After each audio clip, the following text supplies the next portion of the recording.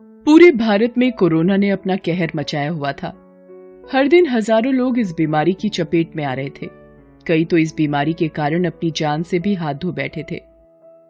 हर दिन news channel और अखबारों में कोरोना की छपी खबरें लोगों को डरा रही थी। अस्पतालों का भी बुरा हाल था। लोगों को बेड नहीं मिल रहे थे। ज्यादातर बेड कोरोना के मरीजों से भरे हुए थे। अस्पताल में रोगियों और उनके रिश्तेदारों की भीड़ लगी हुई थी।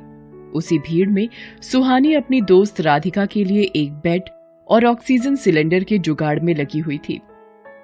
प्लीज भैया भैया प्लीज कुछ भी करिए ना, कहीं से एक बेड का इंतजाम कर दीजिए ना। देखिए ना, मेरी दोस्त की हालत बहुत ही खराब है।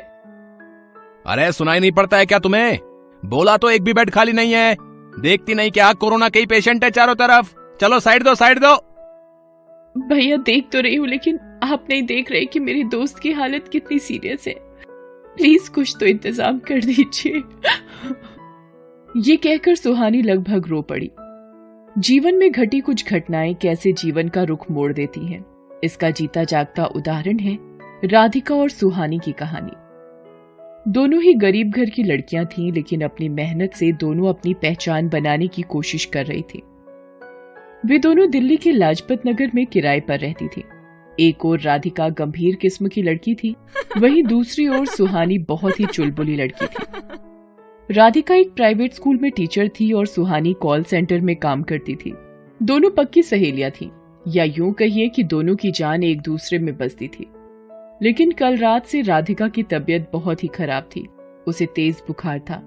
सुहानी ने उसे दवा दी तो उसका बुखार तो उतर गया, लेकिन अगले दिन फिर से चढ़ गया। क्या पार्टनर, ठीक नहीं होना क्या? देख, तेरे हाथ की चाय और मैगी के बिना मेरा दिन बहुत बुरा गुजरता है, इसलिए जल्दी ठीक हो जा।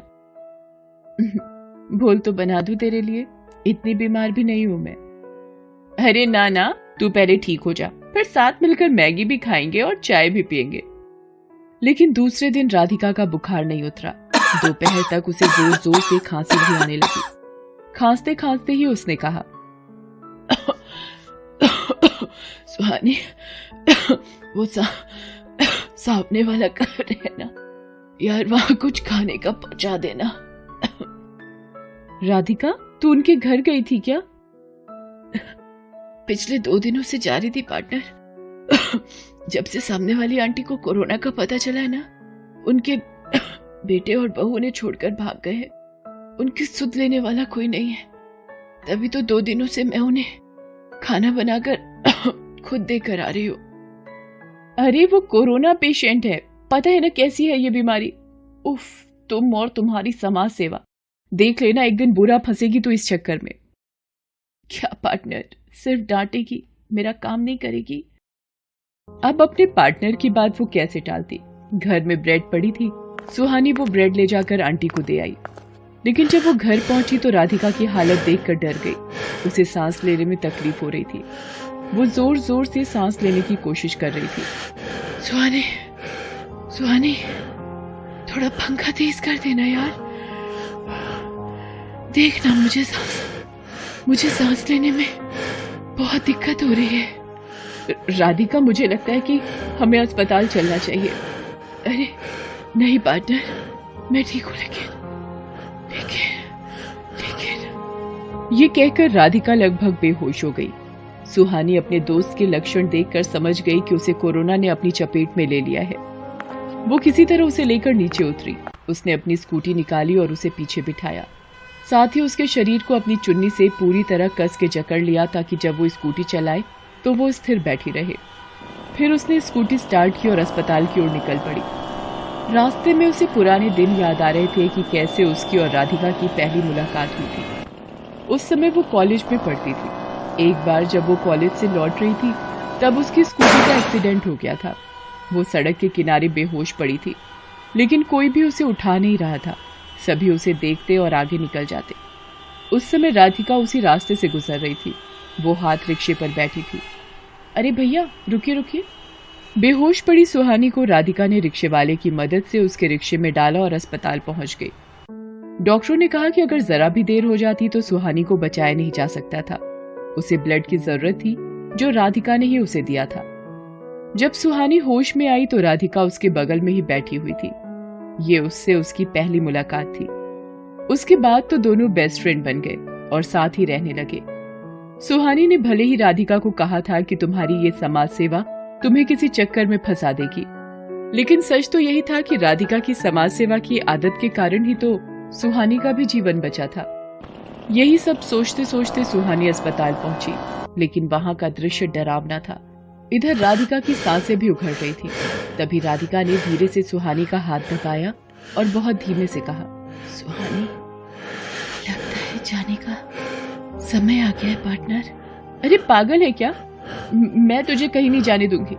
मैं तुझे जाने नहीं दूंगी, तू 2 मिनट रुक, मैं कहीं ना कहीं से कुछ जुगाड़ करती हूँ। सुहानी अपने जानने वाले लोगों को फोन करने लगी, लेकिन कहीं से कुछ भी हेल्प नहीं मिली।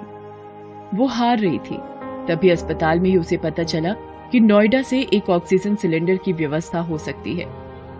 वो ये बात बताने राधिका के पास पहुंची। पार्टनर, फिकर नॉट, सिलेंडर की व्यवस्था हो जाएगी। तुझे कुछ नहीं होने दूंगी पार्टनर। लेकिन राधिका ने सुहानी की बात का कोई जवाब नहीं दिया। सुहानी ने उसका हाथ पकड़ा, लेकिन वो तो बेजान सा था। उसकी सांसें थम गई थी। राधिका अब उस दुनिया के सफर पर निकल गई थी जहां का सफर अंतिम सत्य है। राधिका मर चुकी थी। पार्टनर, उठना तू। ये क्या कर दिया तूने? पागल है क्या? ऐसे कोई जाता है क्या? चल उठ, मेरे लिए मैगी और चाय बना। उठना तू उठती क्यों नहीं पार्टनर? प्लीज उठ जा यार, प्लीज प्लीज। ये कहते हुए सुहानी फूट फूट कर रोने लगी। लेकिन मृत लोग कहाँ सुनते हैं कुछ। वो तो चले जाते हैं, सब कुछ भुलाकर, सब कुछ छोड़कर।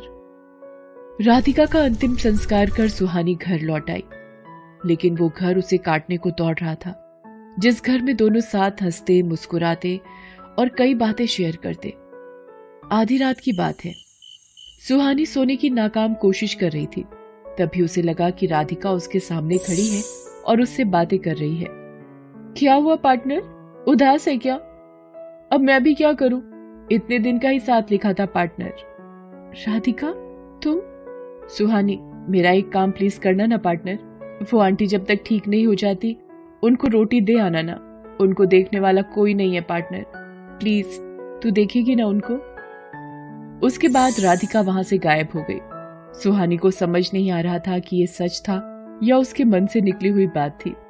लेकिन राधिका की ये बात कि उनको देखने वाला कोई नहीं है पार्टनर, प्लीज देखेगी ना तू उनको, उसके दिल को छू गई। उसे लगने लगा था कि ऐसे तो हजारों लोग होंगे जिनको कोई देखने वाला नहीं होगा, उनको कौन देखेगा। ये सोचकर उसने शोक को छोड़ा और सबसे पहले आंटी के यहाँ जाकर खाना दिया और घर आकर उसने मन ही मन तय किया, पार्टनर, तेरी दोस्त जिंदा है।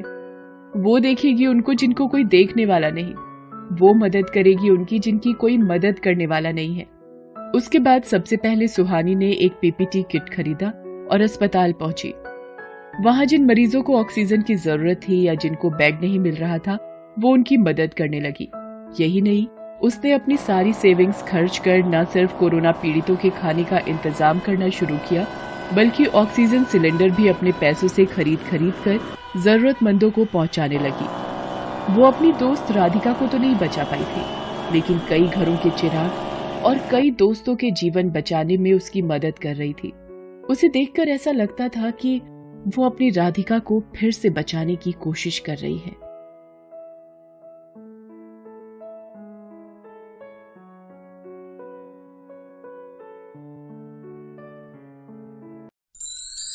Thanks for watching.